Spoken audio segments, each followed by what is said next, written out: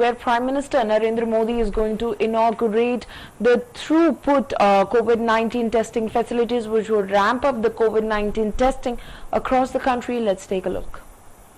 एक अच्छी बात यह भी है कि ये हाईटेक लैब्स सिर्फ कोरोना टेस्टिंग तक ही सीमित रहने वाली नहीं है और ये बात बहुत महत्वपूर्ण है। भविष्य में हेपेटाइटिस बी और सी, एचआईवी, डेंगू सहित अनेक बीमारियों की टेस्टिंग के लिए भी इन लैब्स में सुविधा उपलब्ध कराई जाएगी। ऐसी व्यवस्थाएं तैयार करने के लिए Indian council of medical research ICMR और उससे जुड़े दूसरी संस्थाओं से सभी साथियों को भी मैं बहुत बहुत बधाई देता हूं। साथियों, देश में जिस तरह सही समय पर सही फैसले लिए गए, आज उसी का परिणाम है कि भारत अन्य देशों के मुकाबले काफी संभली हुई स्थिति में है। आज हमारे देश में कोरोना से होने वाली मृत्यु बड़े बड़े देशों के मुकाबले काफी कम है। वहीं हमारे यहां रिकवरी रेट अन्य देशों के मुकाबले बहुत ज्यादा है और दिनों दिन सुधार भी हो रहा है। आज भारत में कोरोना संक्रमित होने के बाद ठीक होने वालों की संख्या करीब करीब 10 लाख पहुंचने वाली है। साथियों, कोरोना के खिलाफ इस बड़ी और लंबी लड़ाई के लिए सबसे महत्वपूर्ण था कि देश में तेजी के साथ कोरोना स्पेसिफिक हेल्थ इंफ्रास्ट्रक्चर का निर्माण हो। इसी वजह से बहुत शुरुआत में ही केंद्र सरकार ने 15,000 करोड़ रुपए के पैकेज का ऐलान कर दिया था।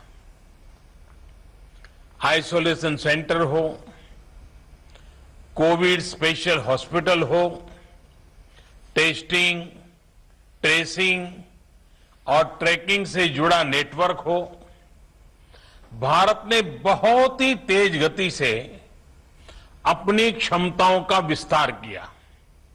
आज भारत में 11,000 से ज्यादा कोविड फैसिलिटीज हैं, 11 लाख से ज्यादा आइसोलेशन बेड्स हैं। साथियों, जनवरी में हमारे पास कोरोना के टेस्ट के लिए जहां मात्र एक सेंटर था, आज करीब 1300 लैब्स पूरे देश में काम कर रही है। आज भारत में 5 लाख से ज्यादा टेस्ट हर रोज हो रहे हैं और आने वाले हफ्तों में इसको 10 लाख प्रतिदिन करने की कोशिश हो रही है। साथियों, कोरोना महामारी के दौरान हर कोई सिर्फ एक ही संकल्प के साथ जुटा है और वो संकल्प है एक एक भारतीय को बचाना है। इस संकल्प ने भारत को हैरतअंगेज परिणाम दिए हैं। विशेषकर पीपीई, मास्क और टेस्ट किट्स को लेकर भारत ने जो किया वो सचमुच में ये एक बहुत बड़ी सक्सेस स्टोरी है। एक समय भारत में एक भी पीपीई किट नहीं बनती थी। आज भारत दुनिया का दूसरा सबसे बड़ा पीपीई किट मैन्युफैक्चरर है।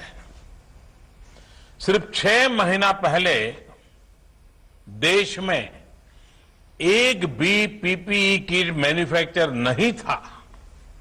आज 1200 से ज्यादा मैन्युफैक्चरर हर रोज 5 लाख से ज्यादा पीपीई किट बना रहे हैं। एक समय भारत N95 मास्क भी बाहर से ही मंगवाता था। आज भारत में 3 लाख से ज्यादा N95 मास्क हर रोज बन रहे हैं। एक समय था जब भारत वेंटिलेटर्स के लिए भी दूसरे देशों पर निर्भर था। आज भारत में हर साल 3 लाख वेंटिलेटर बनाने की प्रोडक्शन कैपेसिटी विकसित हो चुकी है। इस दौरान मेडिकल ऑक्सीजन सिलेंडर्स के प्रोडक्शन में भी काफी मात्रा में वृद्धि की गई है। सभी के इन सामूहिक प्रयासों की वजह से आज न सिर्फ लोगों का जीवन बच रहा है, बल्कि जो चीजें हम आयात करते थे, अब देश उनका एक्सपोर्टर बनने जा रहा है।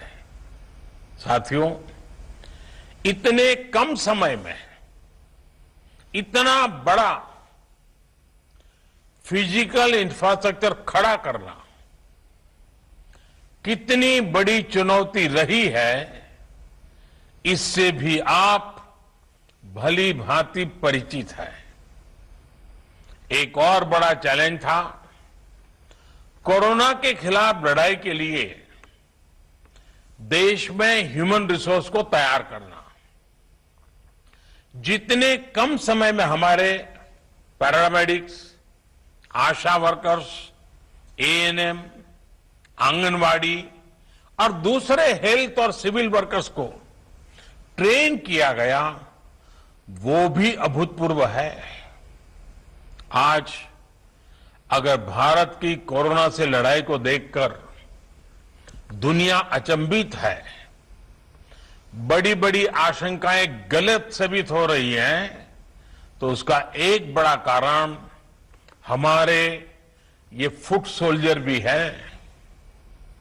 साथियों, कोरोना के खिलाफ लड़ाई में आज हम उस स्थिति पर आ पहुंच चुके हैं जहां हमारे पास जागरूकता की कमी नहीं है।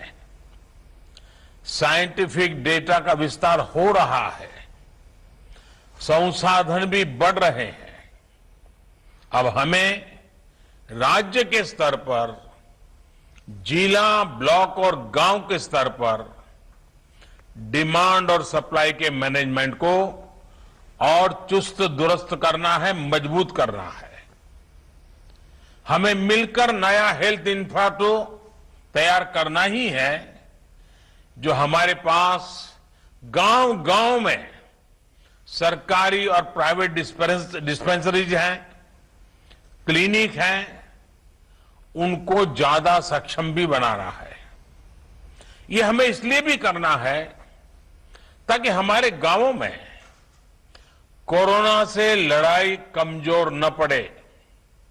अभी तक गांवों ने इसमें बहुत अच्छा प्रदर्शन किया है और इसके साथ ही हमें इस बात का ध्यान रखना है कि हमारे कोरोना योद्धा किसी तरह की थकान का शिकार न हो। हमें नए और रिटायर्ड जो भी प्रोफेशनल्स इस सेवा के लिए आगे आना चाहते हैं, ऐसे प्रोफेशनल्स को हेल्थ सिस्टम से जोड़ने के लिए भी लगातार काम करना होगा।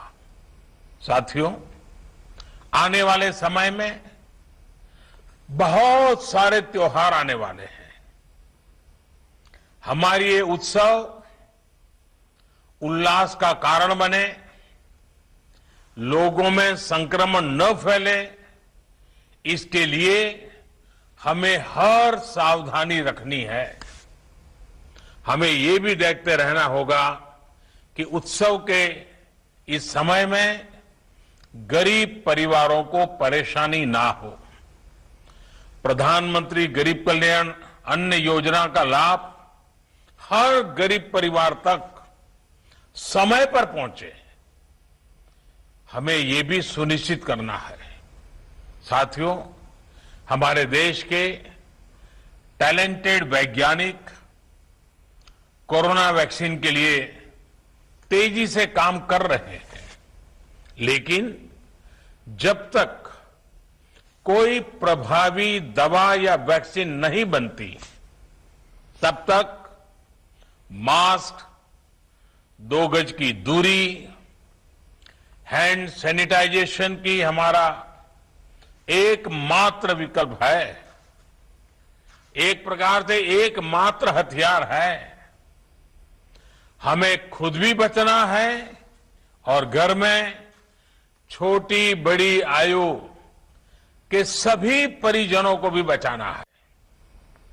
मुझे विश्वास है कि कोरोना के खिलाफ लड़ाई हम सभी मिलकर लड़ेंगे भी और जीतेंगे भी। एक बार फिर इन हाईटेक सुविधाओं के लिए बहुत बहुत बधाई देता हूं। आप सबका भी हृदय से बहुत बहुत आभार व्यक्त करता हूं।